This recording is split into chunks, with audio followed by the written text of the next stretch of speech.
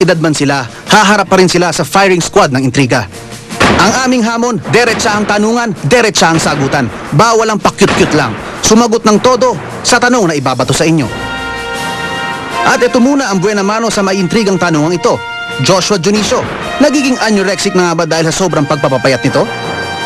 Hindi, kumakain po ako. Hindi na po anorexic kasi anorexic hindi na kumakain talaga. At saka malakas pa rin ako kumain pero hindi lang masyado nag-chocolates tsaka hindi na ako umuulit ng kanin. Siyempre mas maganda kung fit kasi yung mga roles na ginagampanan ko yun puro mga pang love teams, leading man. So walang leading man na mataba.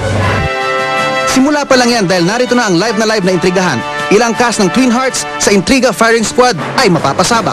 Ang payo namin, kumanda na kayo. Ready, aim, sweet fire!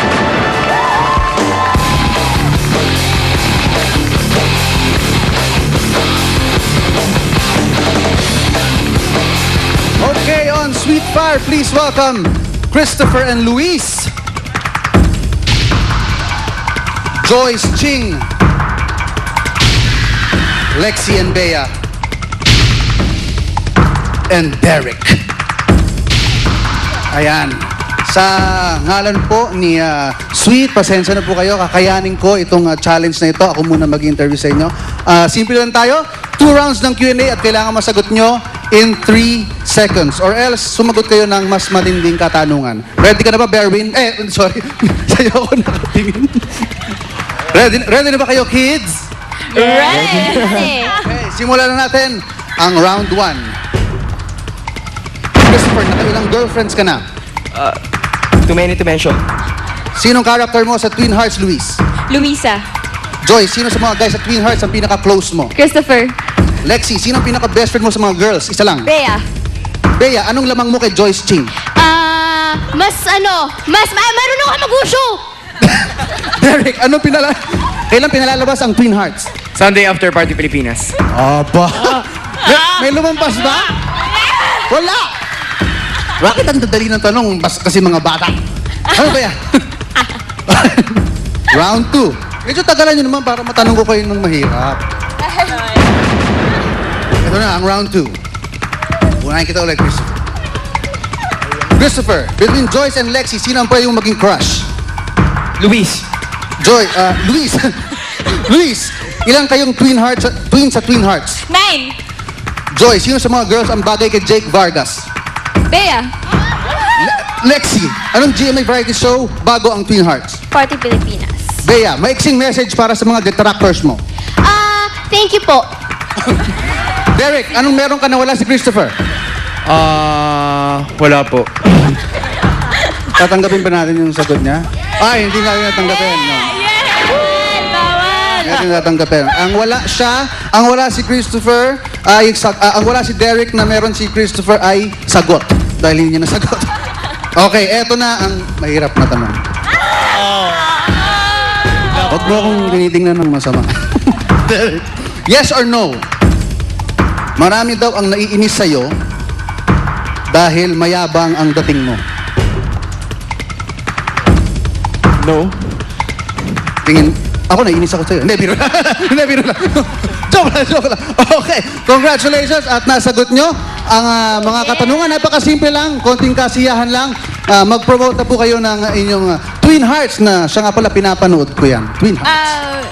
Ayan po, manood po kayo ng Twin Hearts every Sunday after Party Pilipinas. Huwag nyong kakalimutan kasi napakaganda ng story na to. Opo, at abangan nyo rin po yung mga mall shows namin. So, abangan nyo po kami. Ipapaalam namin kung saan-saan po yon. Ayan, wag po kayong bibitiw dahil paganda po ng paganda yung mga eksena namin dito. Siyempre, directed by Direk Gina Alahar. And abangan nyo rin po ako sa Koreana.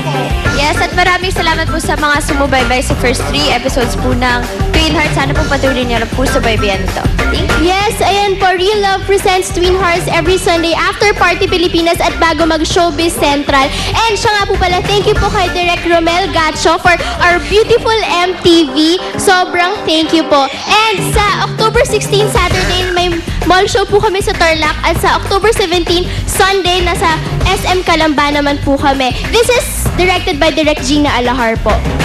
Siyempre po, makakasama po namin si Mr. Emilio Garcia, si Mr. Gabby Eigenman, and si Miss Sylvia Sanchez. And Ate Roxanne Barcelo. Yun po. Yes. Maraming salamat sa cast ng Twin Hearts. Thank you very much. Paano nga ba hinaharap ni Juday and Ryan ang panibagong hamon sa pagiging magulang kay Baby Lucho? Panoorin po natin to.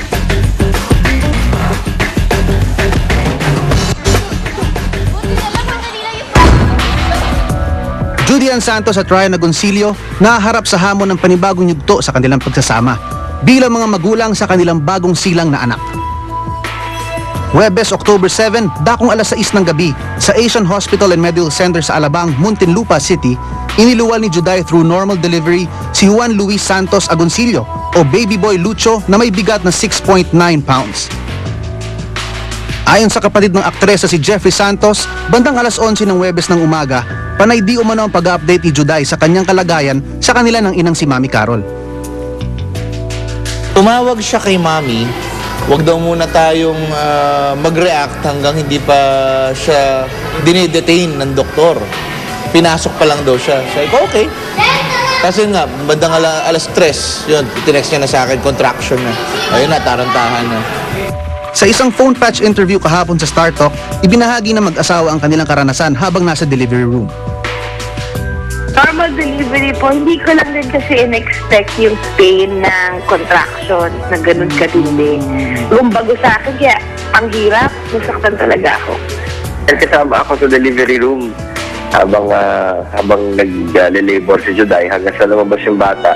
Ako pati sa pag-ire, 5 ire lang, lumabas na agad yung bata Parang yung pinaka-ire, 15 minutes lang. Ako rin yung nagputol ng umbilical cord Oo, ayos. Medyo recovering na, nakakatayo na, nakakalakad na ng konti. Kasabay ng pagkasabik ng mga fans at ng publiko sa bago nilang silang, napagdesisyon na ng mag-asawa na isa pribado muna ngayon ang larawan at iba pang detalye tungkol kay Baby Lucho. Pero ayon sa lolang si Mami Carol, hawig na hawig di umano sa ama nito ang kanyang bagong apo. Yun daw si Ryan ng bagong panganak. Exact replica ni Ryan. Although maganda yung lips niya, lips ni Juday yun, tsaka yung dito niya, yung ganito niya, cute-cute. Tapos bilog ang face. At tisoy, yung puti-puti ng bagets. At maliban sa mag-asawa, maligaya din ngayon ang kanilang adopted daughter na si Johan sa pagdating ng panibagong miyembro ng kanyang pamilya. Johan, by the way, is a very responsible ate. Talagang yung tuwa niya, yung excitement niya for Lucho, she couldn't contain it. So, ibang klase. Napapaligiran ng mga mahal sa buhay sina Juday at Ryan matapos maisilang ang bata. Pero ang manager ni Juday na si Alfie Lorenzo, hindi pa nakakabisita. Ay, pag nasa bahay na, ayoko din sa bahay na, layong yun Siyempre para makadoble ako, para makita ko rin ang bahay nila. Si Ryan, pagbutihin mo damihan mo pa yung mga shows mo, kasi 2 na yung pakakainin mo. Taliwas naman sa naglalabasang balita na plano di umano na mag-asawa na sundan agad ng baby girl ang panganay.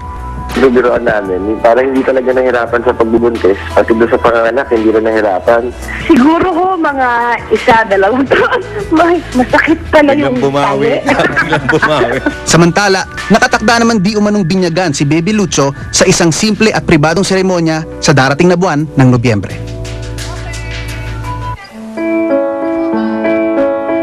Kasama po natin through the phone si Judy Ann Santos Agoncillo, si Nanay Juday nasa telepono. Hi, Juday! Hello? Hi! Hello? It's me again! Ano, kamusta ka na? Mabuti. Doing good. Mas okay na ako ngayon. Mas nakakalakad na ako. Parang tagal na natin di nag-usap no? Kakakausap ko lang sa'yo kahapon. Pero Mare, kailan ba ang uwi mo from the hospital? Hindi pa kami dini-discharge. Dito pa rin kami. Marami pa mga test kasi nagagawin kay Lucho. At saka para makarecover din ako na maayos. Dito nga muna kami. Aha. Alam mo, talagang makukulit ang mga tao dito Gustong-gusto na nila makita kung anong itsura ni Lucho Salamat ha. Salamat Mga kailan kaya natin makikita siya, Maring Juday? Pagpasensyahan mo na. Siguro mga a month or before Christmas. Aha. Siguro, siyempre, mas November before Christmas. Enjoyin muna namin siya. Pasensya na, pero sa pagkakataon to talagang, di ba, may ganong moment ka na gusto mong selfish ka sa anak mo eh. Gusto mo munang namnamin yung bawat hinga niya, bawat iyak niya, bawat tilat niya. May ganong factor ka pala pag nanganak ka. Yeah. Nakita na ba ni Johan si Lucho? Oo. Ay, oo naman. Kasi nandito siya sa hospital the whole day. Nag-labor din ako eh.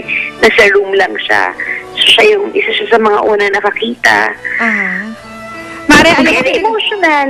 Emotional. Very emotional yung bata. Kami parehong mag-ina. Siguro dahil nakikita ko siya. Tapos, naiyak siya na nakita niya si Lucho. Tapos, very protective ate.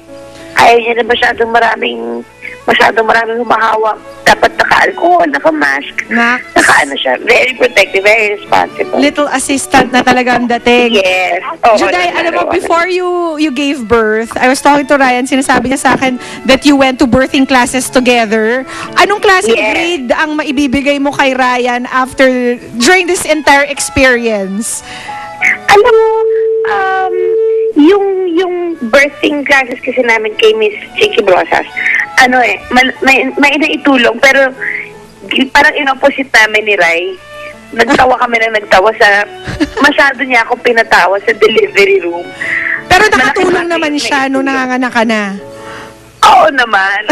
Siguro kung hindi niya akong pinatawa ng todo-todo, masyado kong dinibdib yung sakit. Pero after naman, paglabas naman ng baby, parang hindi ka na rin maniniwala na may tao sa loob ng san mo, di ba? Parang, ito na pala yun. Ito na yun, yung siyam na buwan na dinala ko. Yes. Ito na. Well, Juday, congratulations once again to you and Ryan. And we hope na once you do decide to share the picture of Lucho, you will have us in mind. Maraming salamat, Juday. Thank you very much. Thanks, Juday. At magbabalik pa po ang Showbiz Central. Please stay with us.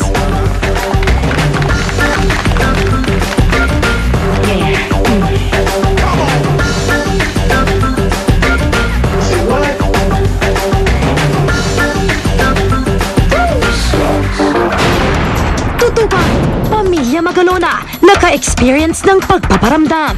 The same year that he died, just last year, and pumutok yung mga ilaw nung ako na, yung sumalang. Tapos pinalitan nila yung ilaw. Tapos nung nag-take na ulit, biglang pumutok ulit. May mga ganun na nangyayari. Eh, hindi naman normal yun.